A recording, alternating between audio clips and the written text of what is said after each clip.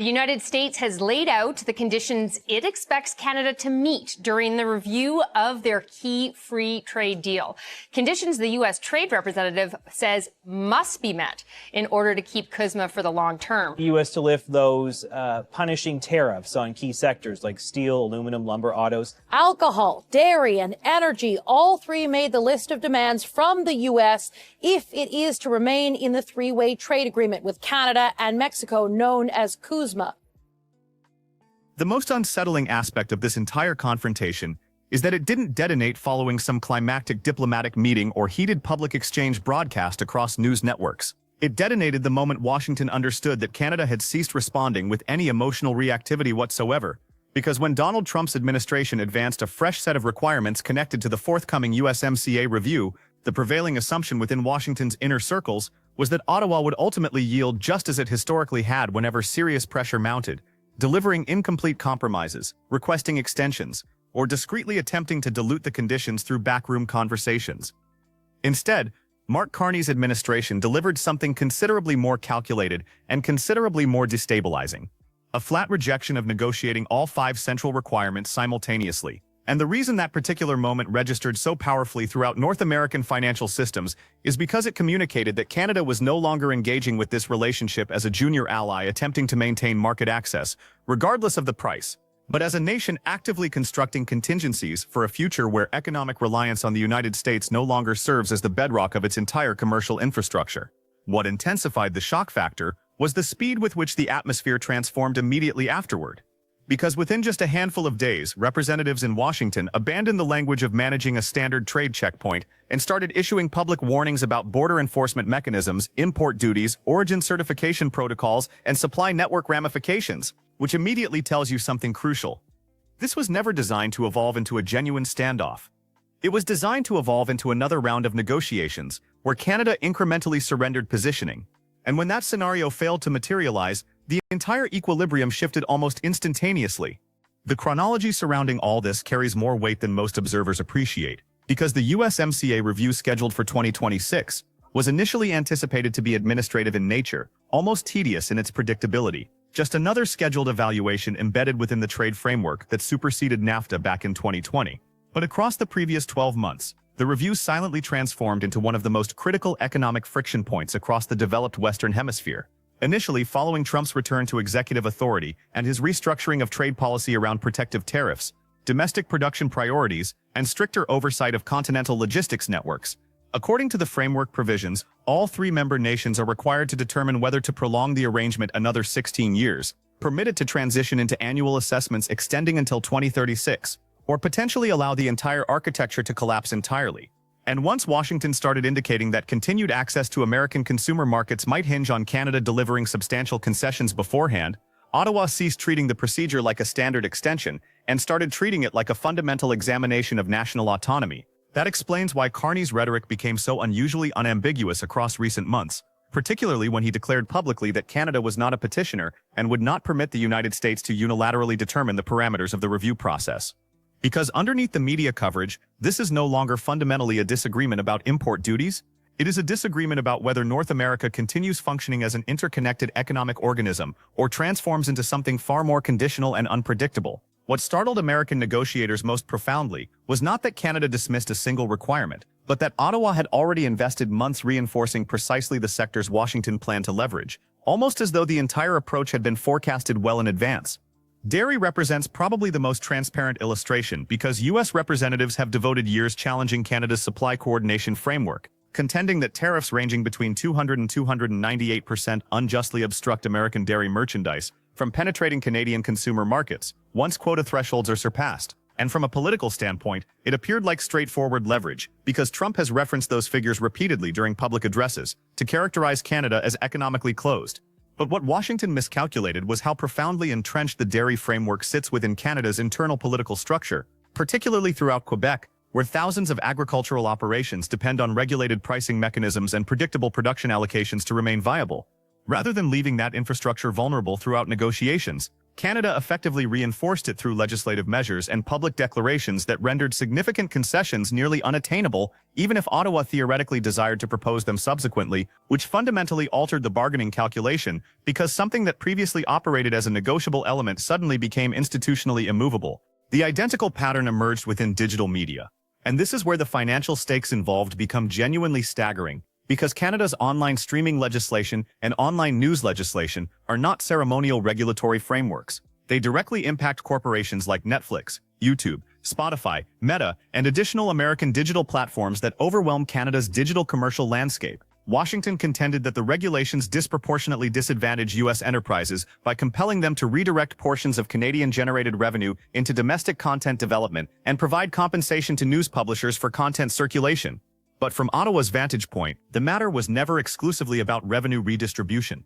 It was about cultural preservation within a marketplace positioned immediately adjacent to the planet's most dominant media apparatus. What renders the conflict so consequential is that billions upon billions of dollars are connected to these regulatory structures across the coming decade, which means the confrontation is not merely about subscription fees or publisher reimbursements. It is fundamentally about who governs information distribution channels, advertising capital flows, audience engagement patterns, and ultimately the cultural character of a nation that has invested decades attempting to prevent its domestic media infrastructure from being entirely absorbed by American digital platforms. Then there exists procurement regulation, which may appear procedural on the surface level, but is genuinely one of the most politically volatile components in the entire disagreement. Because Washington insisted upon expanded access for American corporations to provincial contracting opportunities throughout regions like Ontario, Quebec, and British Columbia, accusing Canada of inappropriately favoring domestic suppliers in infrastructure development and government expenditure. The challenge for the United States is that this position immediately collides with its own internal contradiction, because America itself intensely protects domestic industries through Buy American stipulations attached to federal procurement processes, defense expenditures, energy initiatives, and infrastructure appropriations worth hundreds of billions of dollars. Carney's administration recognized that yielding here would not only undermine domestic manufacturing at a moment when Canada is attempting to expand industrial output, it would also generate the perception that Ottawa was abandoning policies the United States openly implements itself. That explains why Canada instead intensified its commitment to redirecting procurement investment toward Canadian enterprises, particularly in industries connected to electric vehicles, battery manufacturing networks, and critical mineral extraction industries that are projected to shape the forthcoming decade of rivalry in renewable energy and artificial intelligence. And beneath all these individual disagreements sits the matter Washington nearly avoided addressing explicitly: energy, which is likely the single most significant reason this confrontation maintains boundaries neither side desires to violate. The United States imports approximately 3.8 million barrels of crude petroleum daily from Canada, representing roughly 23% of aggregate refinery input material, and numerous Gulf Coast refineries were deliberately configured around Canadian heavy sour crude specifications, meaning substituting those supplies is nowhere near as straightforward as political discourse suggests. During winter demand surges, sections of New England additionally depend substantially on Canadian electricity transfers to maintain grid stability and residential heating, which means the relationship is not founded on goodwill or operational convenience. It is founded on physical infrastructure that required decades to construct. That underlying reality transforms the psychological dynamics of every negotiation. Because while Washington can apply economic pressure against Canada, it also depends on Canada in dimensions that cannot be swiftly replaced without triggering substantial disruption inside the United States itself. The alcohol disagreement exposed that contradiction almost flawlessly, because it appeared minor relative to energy or automotive manufacturing, but politically it demonstrated how rapidly this conflict was accelerating into reciprocal retaliation cycles. Following the United States imposing tariffs on Canadian merchandise, including steel, aluminum, and automobiles under Section 232 provisions, multiple Canadian provinces reacted by constraining American alcohol distribution through government-controlled liquor retail networks, particularly targeting U.S. wine and distilled spirits. Washington subsequently insisted those constraints be eliminated, while numerous of its own tariffs remained operational, which from Ottawa's standpoint was not genuinely negotiation whatsoever. It was essentially a demand for one-sided de-escalation. Carney subsequently indicated those provincial constraints might be eased if comprehensive advancement materialized elsewhere. But the broader communication had already registered. Canada was no longer prepared to absorb pressure silently, while the United States preserved leverage across every other domain. What renders this entire circumstance even more intricate, which is overwhelmingly the most interconnected and economically delicate sector throughout North America, has predominantly remained outside the epicenter of the public confrontation, even though everybody participating recognizes it is the genuine pressure mechanism beneath everything else.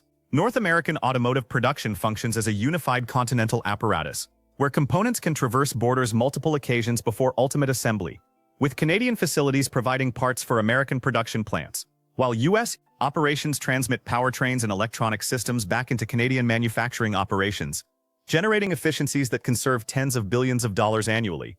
Once tariffs started affecting steel, aluminum, and finished vehicles, leading manufacturers immediately started cautioning Washington about escalating expenses, compromised logistics operations, and supply network volatility, because dismantling that system would damage American corporations just as severely as Canadian enterprises. That relative silence surrounding automotive manufacturing is not coincidental. It is calculated, because there exist very tangible limitations to how forcefully either party can intensify before leading manufacturers, investment entities, and organized labor organizations begin objecting publicly.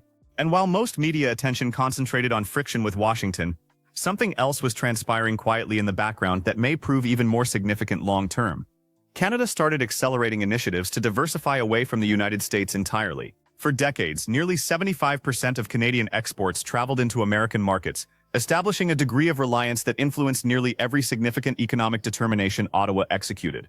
But across the previous few years, Canada has been progressively reopening and broadening alternative commercial relationships with European partners, Indo-Pacific economies, and China, within targeted industries encompassing agriculture, canola production, electric vehicles, and critical mineral extraction. That does not indicate Canada is substituting the United States immediately, because economically that would be practically unachievable in the immediate time frame. But every supplementary market diminishes vulnerability incrementally, and Washington unmistakably observed that transformation when Trump reacted furiously to intelligence regarding expanding Canadian commercial connections with China. At one juncture, threatening 100% tariffs if Canada evolved into what he characterized as a transshipment hub for Chinese merchandise.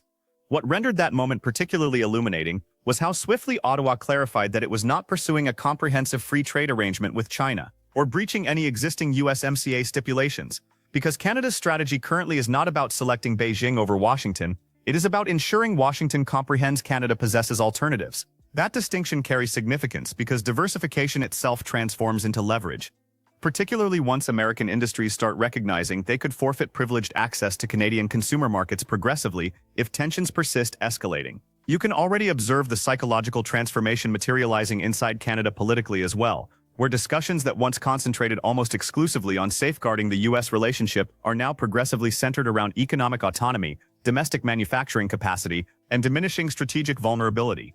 Even civilian travel behaviors started reflecting that strain after intelligence indicated Canadian visits to the United States, declining roughly 22% throughout 2025 amid the intensifying trade antagonism. Simultaneously, Washington's own messaging has become profoundly contradictory because Trump publicly questioned whether the framework still possessed relevance, while representatives of his administration concurrently pushed intensely to renegotiate its provisions rather than discard it altogether. Jamieson Greer and additional trade representatives repeatedly articulated requirements connected to dairy market access, procurement regulations, origin certification standards, and protective tariffs, while American commercial organizations behind the scenes cautioned that destabilizing the framework entirely could generate enormous economic consequences across agricultural production, manufacturing operations, logistics infrastructure, and energy distribution.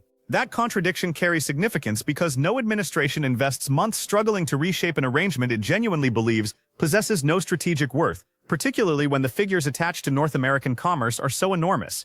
U.S. exports connected to the framework have expanded substantially since implementation, and aggregate commerce throughout North America now approaches nearly $2 trillion yearly, which clarifies why so numerous American industries are discreetly pressuring Washington to prevent converting political leverage into a genuine economic fracture. The energy and critical minerals matter may ultimately emerge as the most consequential component of the entire narrative, because this is where future industrial rivalry intersects directly with geopolitical positioning. Canada possesses substantial reserves of lithium, nickel, cobalt, graphite, uranium, and rare earth minerals that are progressively indispensable for electric vehicles, battery manufacturing, semiconductor production, and artificial intelligence infrastructure, all sectors the United States considers strategically vital in its broader rivalry with China. That generates a paradoxical reality where Washington desires stricter governance over continental supply networks while simultaneously applying pressure that propels Canada toward greater independence. Carney's administration clearly comprehends that dynamic, which explains why Ottawa has been positioning critical minerals not merely as an export sector, but has leverage connected directly to North America's future manufacturing objectives. You can also observe that broader approach in the manner Carney has contextualized the disagreement internationally, because instead of treating this purely as a bilateral commercial confrontation, he has progressively presented it as component of a larger worldwide dialogue about middle powers defending economic sovereignty in an era of escalating coercion from larger economies. His address at Davos became a significant inflection point, because even though he never directly criticized the United States by designation, the implication was unmistakable when he cautioned that countries not participating at the negotiating table eventually wind up on the menu. Some American representatives dismissed the address as political performance, but throughout Europe and the Indo-Pacific, the reception was substantially different because numerous governments are confronting similar anxieties about dependence, supply network concentration, and susceptibility to larger commercial partners. And that is ultimately why this confrontation matters, far beyond Canada itself. Because what is materializing right now is genuinely a test of how much leverage economic integration still generates in a world where nations are becoming progressively willing to weaponize commercial relationships for political objectives. For decades, the presumption inside North America was that the sheer magnitude of the American economy guaranteed sustained influence over its neighboring nations. But Canada's response across the previous year indicates that diversification, domestic capital allocation, and strategic positioning can counterbalance at minimum a portion of that imbalance if pursued systematically across time. The 5 dismissed requirements therefore became emblematic of something substantially larger than dairy quotas or procurement regulations. They became confirmation that Ottawa believes the previous framework of dependence no longer ensures stability. Let me know what you think about this entire situation, whether Canada is executing a smart long-term maneuver or accepting a substantial risk by resisting this forcefully. And if you enjoyed the video, subscribe for more, because this story is only expanding from here.